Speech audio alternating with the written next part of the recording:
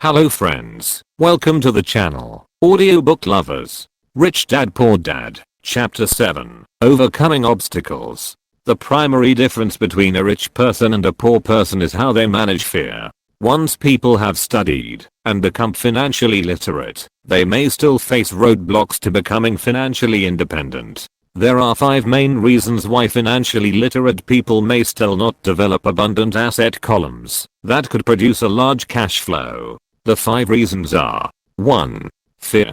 2. Cynicism. 3. Laziness. 4. Bad habits. 5. Arrogance. Overcoming fear. I have never met anyone who really likes losing money. And in all my years, I have never met a rich person who has never lost money. But I have met a lot of poor people who have never lost a dime investing. That is, the fear of losing money is real. Everyone has it, even the rich. But it's not having fear that is the problem. It's how you handle fear. It's how you handle losing. It's how you handle failure that makes the difference in one's life. The primary difference between a rich person and a poor person is how they manage that fear. It's okay to be fearful. It's okay to be a coward when it comes to money. You can still be rich. We're all heroes at something and cowards at something else. My friend's wife is an emergency room nurse. When she sees blood, she flies into action. When I mention investing, she runs away. When I see blood, I don't run. I pass out. My rich dad understood phobias about money. Some people are terrified of snakes. Some people are terrified about losing money. Both are phobias, he would say. So his solution to the phobia of losing money was this little rhyme: if you hate risk and worry, start early. If you start young, it's easier to be rich. I won't go into it here, but there is a staggering difference between a person who starts investing at age 20 versus age 30. The purchase of Manhattan Island is said to be one of the greatest bargains of all time. New York was purchased for $24 in trinkets and beads. Yet if that $24 had been invested at 8% annually, that $24 would have been worth more than $28 trillion by 1995. Manhattan could be repurchased with money left over to buy much of Los Angeles. But what if you don't have much time left, or would like to retire early? How do you handle the fear of losing money? My poor dad did nothing. He simply avoided the issue, refusing to discuss the subject. My rich dad, on the other hand, recommended that I think like a Texan. I like Texas and Texans, he used to say. In Texas, everything is bigger. When Texans win, they win big. And when they lose, it's spectacular. They like losing? I asked. That's not what I'm saying. Nobody likes losing. Show me a happy loser, and I'll show you a loser, said Rich Dad. It's a Texan's attitude toward risk, reward, and failure I'm talking about. It's how they handle life. They live it big. Not like most of the people around here, living like roaches when it comes to money, terrified that someone will shine a light on them, and whimpering when the grocery clerk shortchanges them a quarter. Rich Dad went on. What I like best is the Texas attitude. They're proud when they win, and they brag when they lose. Texans have a saying: if you're going to go broke, go big. You don't want to admit you went broke over a duplex. He constantly told Mike and me that the greatest reason for lack of financial success was because most people played it too safe. People are so afraid of losing that they lose, were his words. Fran Tarkenton, a one-time great NFL quarterback, says it's still another way. Winning means being unafraid to lose. In my own life, I've noticed that winning usually follows losing.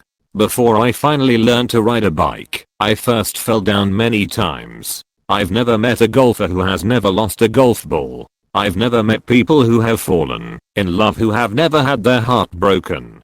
And I've never met someone rich who has never lost money.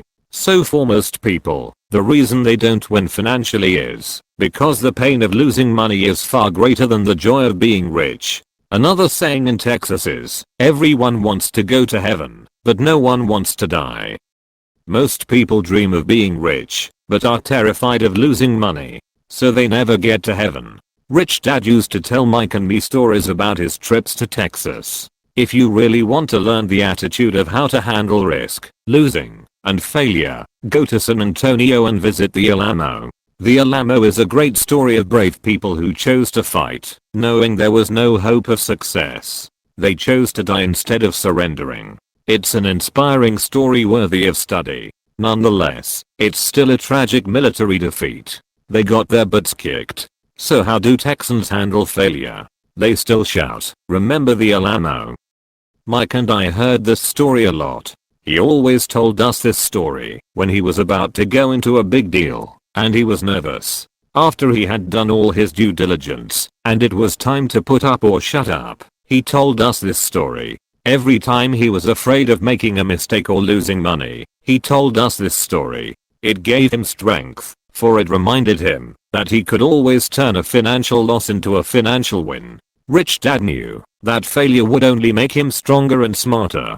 It's not that he wanted to lose. He just knew who he was and how he would take a loss. He would take a loss and make it a win. That's what made him a winner and others losers. It gave him the courage to cross the line when others backed out.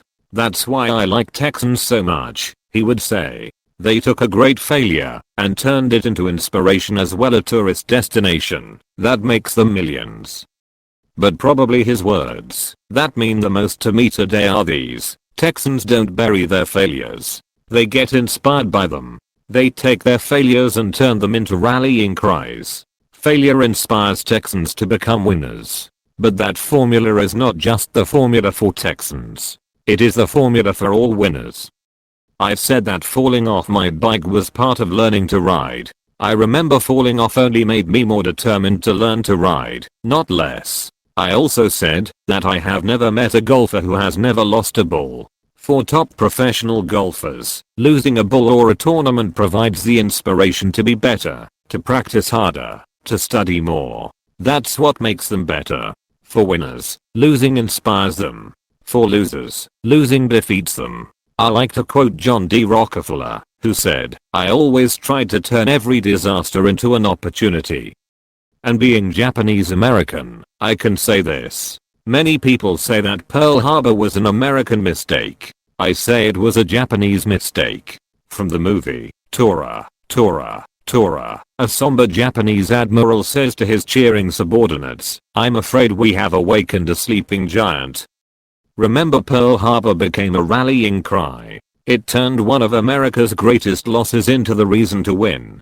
This great defeat gave America strength, and America soon emerged as a world power. Failure inspires winners, and failure defeats losers. It is the biggest secret of winners. It's the secret that losers do not know. The greatest secret of winners is that failure inspires winning. Thus, they are not afraid of losing. Repeating Fran Tarkenton's quote, "Winning means being unafraid to lose." People like Fran Tarkenton are not afraid of losing because they know who they are. They hate losing, so they know that losing will only inspire them to become better. There is a big difference between hating losing and being afraid to lose. Most people are so afraid of losing money that they lose. They go broke over a duplex.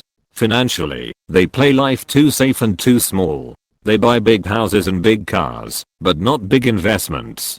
The main reason that over 90% of the American public struggles financially is because they play not to lose. They don't play to win.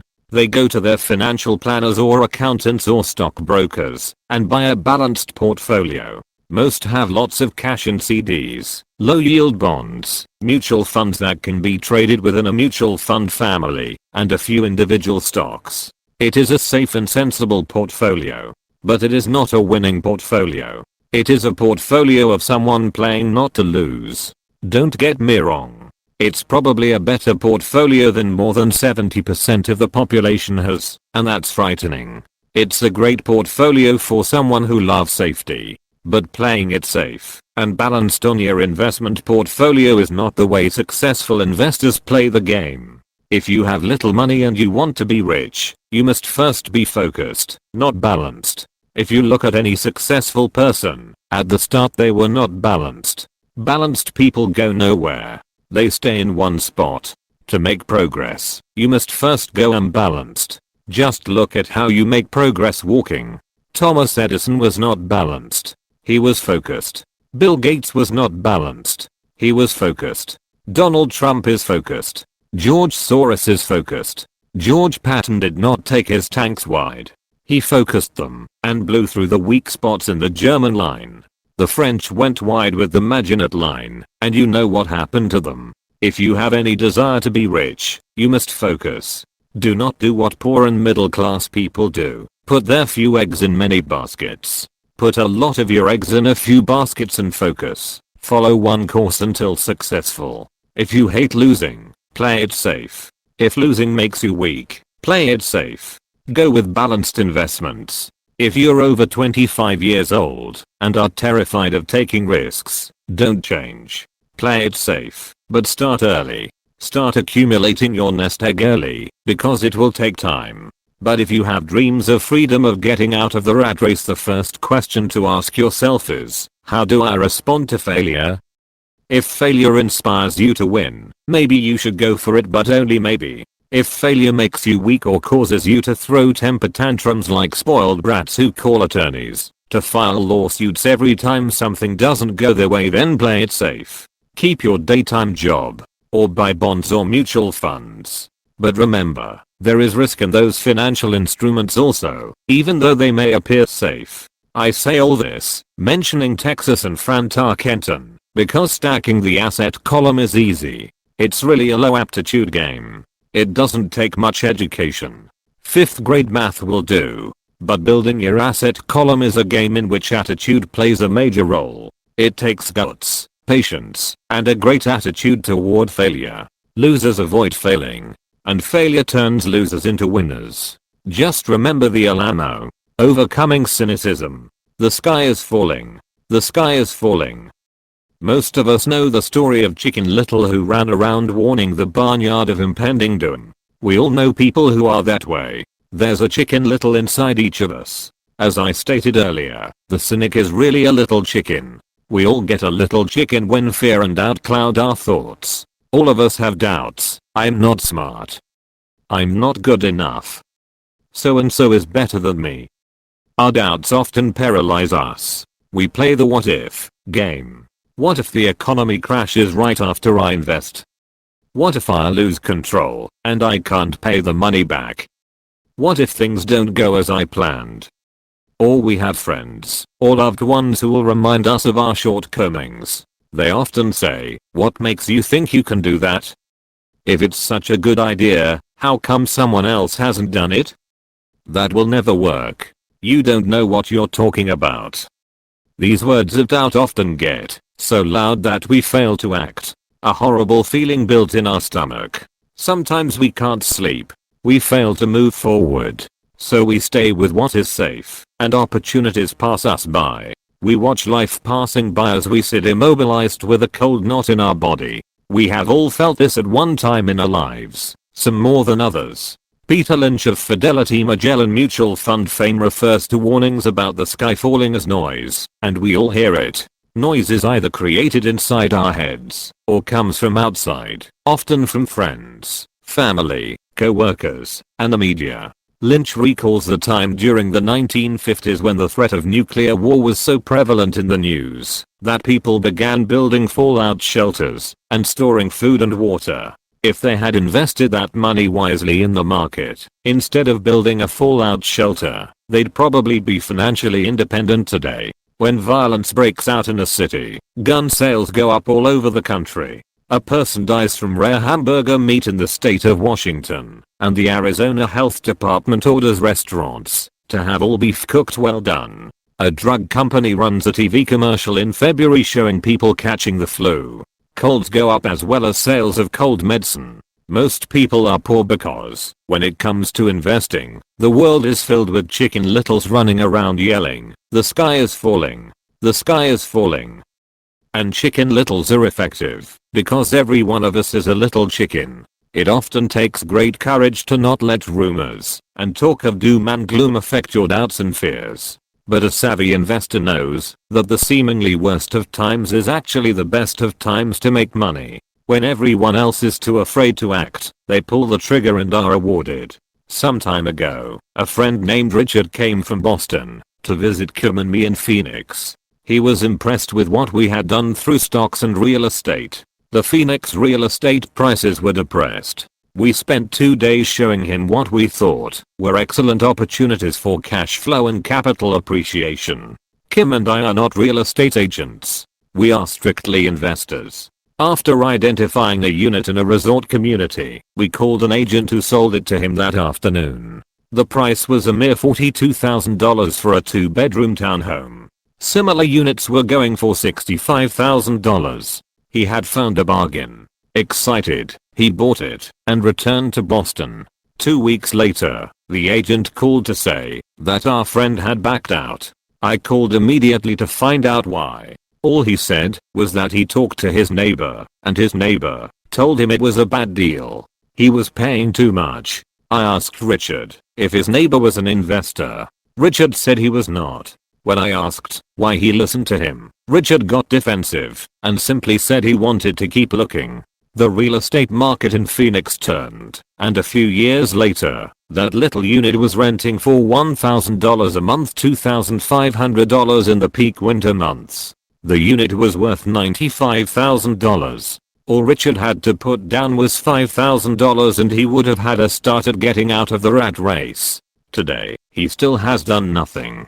Richard's backing out did not surprise me. It's called buyer's remorse, and it affects all of us. The little chicken won, and her chance at freedom was lost. In another example, I hold a small portion of my assets in tax lien certificates instead of CDs. I earn 16% per year on my money, which certainly beats the interest rates banks offer on CDs. The certificates are secured by real estate and enforced by state law, which is also better than most banks. The formula they're bought on makes them safe. They just lack liquidity. So I look at them as 2 to 7 year CDs. Almost every time I tell someone that I hold my money this way, especially if they have money in CDs, they will tell me it's risky. They tell me why I should not do it. When I ask them where they get their information, they say from a friend or an investment magazine. They've never done it, and they are telling someone who's doing it why they shouldn't. The lowest yield I look for is 16%, but people who are filled with doubt are willing to accept a far lower return. Doubt is expensive. My point is that it's those doubts and cynicism that keep most people poor and playing it safe. The real world is simply waiting for you to get rich. Only a person's doubts keep them poor. As I said, getting out of the rat race is technically easy. It doesn't take much education, but those doubts are cripplers for most people. Cynics never win, said Rich Dad. Unchecked doubt and fear creates a cynic.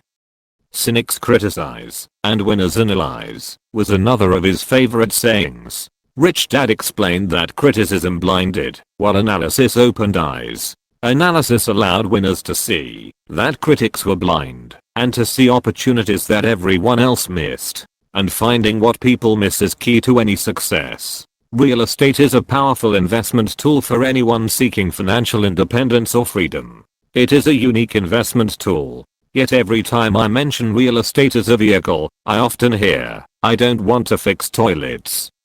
That's what Peter Lynch calls noise. That's what my rich dad would say, is the cynic talking. Someone who criticizes and does not analyze. Someone who lets their doubts and fears close their mind instead of open their eyes. So when someone says, "I don't want to fix toilets, I want to fire back," what makes you think I want to? They're saying a toilet is more important than what they want. I talk about freedom from the rat race, and they focus on toilets. That is the thought pattern that keeps most people poor. They criticize instead of analyze. "I don't once hold the key to your success," Rich Dad would say. "Because I too do not want to fix toilets. I shop hard for a property manager who does fix toilets. And by finding a great property manager who runs houses or apartments, well, my cash flow goes up. But, more importantly, a great property manager allows me to buy a lot more real estate, since I don't have to fix toilets." A great property manager is key to success in real estate. Finding a good manager is more important to me than the real estate. A great property manager often hears of great deals before real estate agents do, which makes them even more valuable. That is what Rich Dad meant by I don't once hold the key to your success.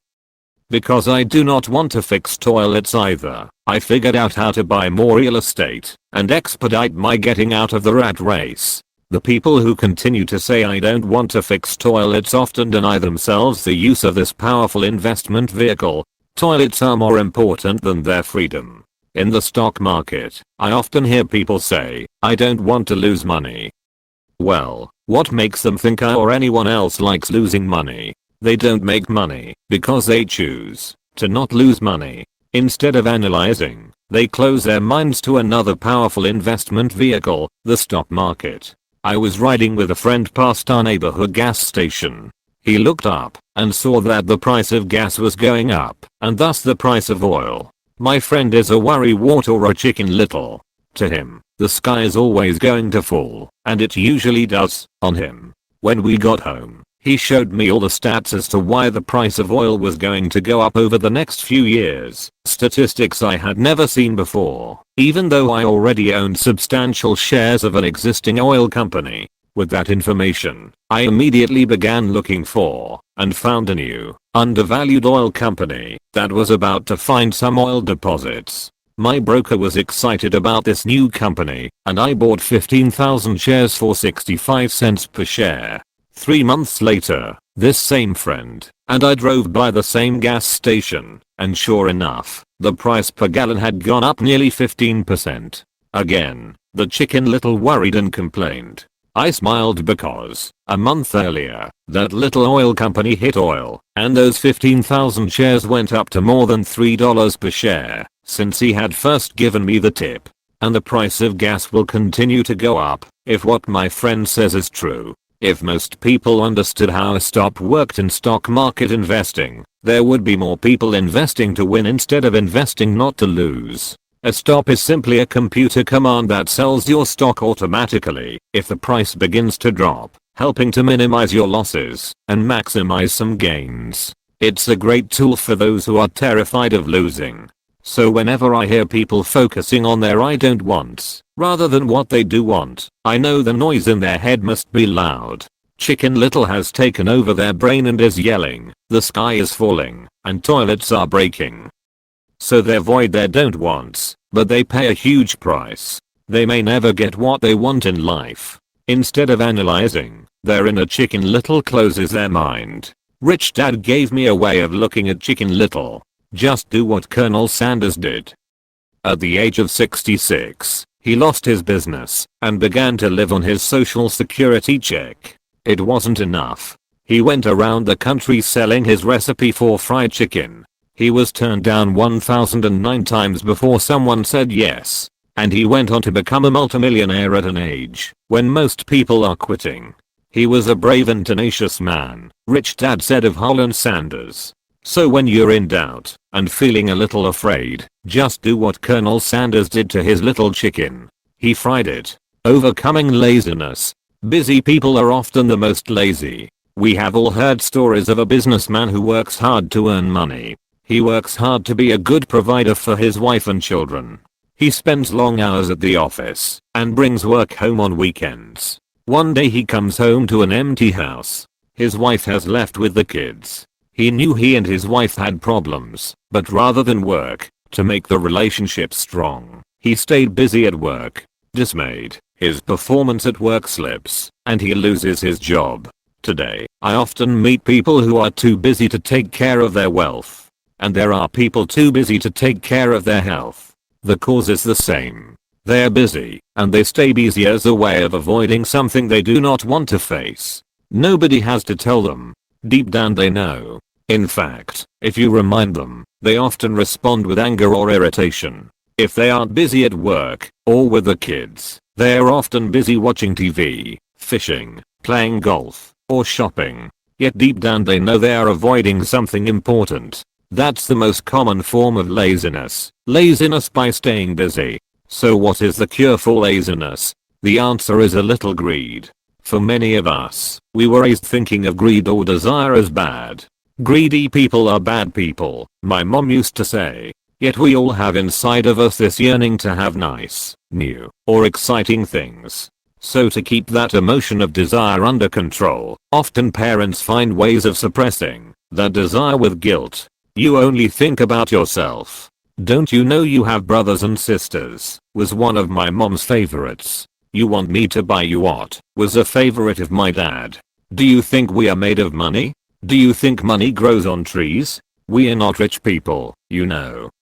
It wasn't so much the words, but the angry guilt trip that went with the words that got to me. Or the reverse guilt trip was the I'm sacrificing my life to buy this for you. I'm buying this for you because I never had this advantage when I was a kid. I have a neighbor who is stone broke but can't park his car in his garage. The garage is filled with toys for his kids. Those spoiled brats get everything they ask for. I don't want them to know the feeling of want, are his everyday words. He has nothing set aside for their college or his retirement, but his kids have every toy ever made.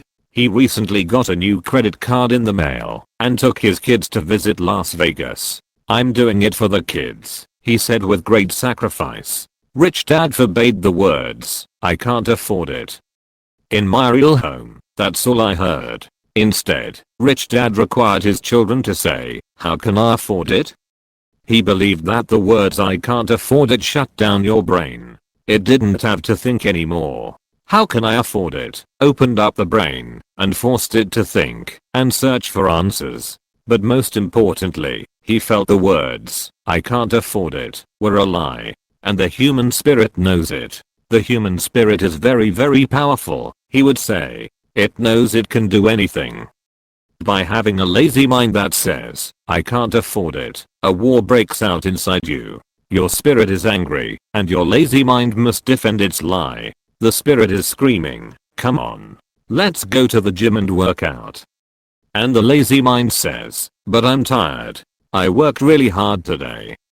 Or the human spirit says, I'm sick and tired of being poor. Let's get out there and get rich. To which the lazy mind says, rich people are greedy. Besides, it's too much bother. It's not safe. I might lose money. I'm working hard enough as it is. I've got too much to do at work anyway. Look at what I have to do tonight. My boss wants it finished by morning. I can't afford it also causes sadness, a helplessness that leads to despondency and often depression. How can I afford it? Opens up possibilities, excitement, and dreams. So Rich Dad was not so concerned about what we wanted to buy, as long as we understood that how can I afford it creates a stronger mind and a dynamic spirit. Thus he rarely gave Mike or me anything. He would instead ask, how can you afford it? And that included college, which we paid for ourselves. It was not the goal, but the process of attaining the goal that he wanted us to learn. The problem I see today is that there are millions of people who feel guilty about their desire or their greed. It's old conditioning from their childhood. While they desire to have the finer things that life offers, most have been conditioned subconsciously to say, I can't have that, or I'll never be able to afford that. When I decided to exit the rat race, it was simply a question of how can I afford to never work again. And my mind began to kick out answers and solutions. The hardest part was fighting my real parents' dogma, we can't afford that. Stop thinking only about yourself. Why don't you think about others, and other similar sentiments designed to instill guilt to suppress my greed? So how do you beat laziness? Once again, the answer is a little greed. It's that radio station WIFM, which stands for what's in it for me. A person needs to sit down and ask, what would my life be like if I never had to work again? What would I do if I had all the money I needed? Without that little greed, the desire to have something better, progress is not made. Our world progresses because we all desire a better life. New inventions are made because we desire something better. We go to school and study hard because we want something better. So whenever you find yourself avoiding something you know you should be doing, then the only thing to ask yourself is, what's in it for me? Be a little greedy. It's the best cure for laziness. Too much greed, however, as anything in excess can be, is not good. But just remember what Michael Douglas said in the movie Wall Street, greed is good. Rich Dad said it differently. Guilt is worse than greed, for guilt robs the body of its soul. I think Eleanor Roosevelt said it best, do what you feel in your heart to be right, for you'll be criticized anyway. You'll be damned if you do, and damned if you don't. Overcoming bad habits. Our lives are a reflection of our habits more than our education. After seeing the movie Conan the Barbarian, starring Arnold Schwarzenegger, a friend said, I'd love to have a body like Schwarzenegger. Most of the guys nodded in agreement. I even heard he was really puny and skinny at one time. Another friend added, yeah, I heard that too. Another one said, I heard he has a habit of working out almost every day in the gym. Yeah, I'll bet he has too. Nah, said the group cynic. I'll bet he was born that way. Besides, let's stop talking about Arnold and get some beers. This is an example of habits controlling behavior. I remember asking my rich dad about the habits of the rich. Instead of answering me outright, he wanted me to learn through example, as usual. When does your dad pay his bills? Rich Dad asked. The first of the month, I said. Does he have anything left over? He asked. Very little, I said. That's the main reason he struggles, said Rich Dad. He has bad habits. Your dad pays everyone else first. He pays himself last, but only if he has anything left over.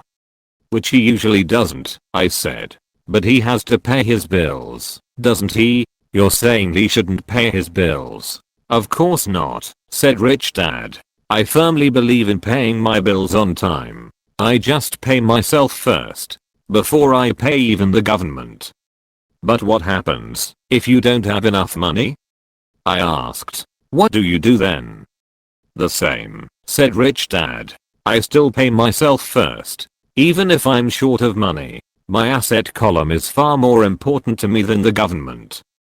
But, I said, don't they come after you? Yes, if you don't pay, said Rich Dad. Look, I did not say not to pay. I just said I pay myself first, even if I'm short of money. But, I replied, how do you do that?